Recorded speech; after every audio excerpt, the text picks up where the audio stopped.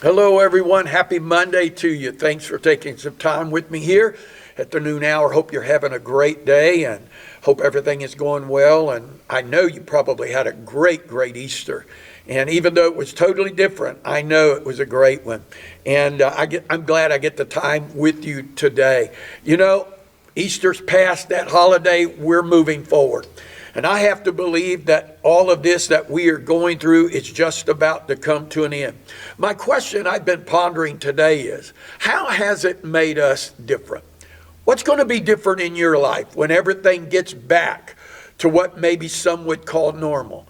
And maybe it's not supposed to be normal again. You know what I'm talking about. I know we'll go back to jobs. I know we'll go back to our social activities and all the things that, we call life. But how has this time impacted you? I can't help but think as a pastor, it's made me reflect a whole lot about what I've been speaking and preaching for the last number of months, even before the first of the year. And I believe for all of us, God has been demanding a change. We've heard prophetically that we are in a time of shaking, that we are in a time of divine reset. So for me to go back and be exactly like I was could possibly be the wrong thing. So my question is again, what are you thinking about and what is it that you need to do different than maybe you were doing before? Well, let me help you with a couple of things that I think all of us ought to pay more attention to. First of all, we know this. These aren't new things. These are things we ought to know. But I believe we need to be more aware of who we are. That we are the sons and daughters of the Most High God. That's been a message I've been carrying now for several years. That our true identity is as the sons and daughters of God.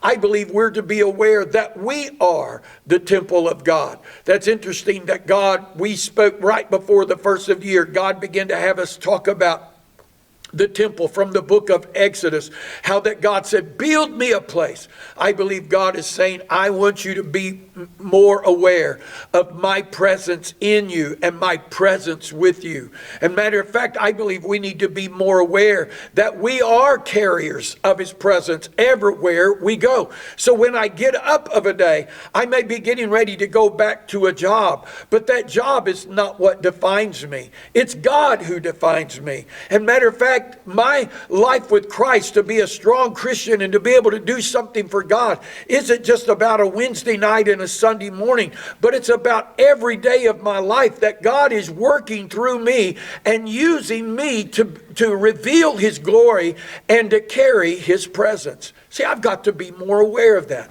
I think this moment of time, if nothing else, should have caused us to get a greater desire for the things that please the Lord.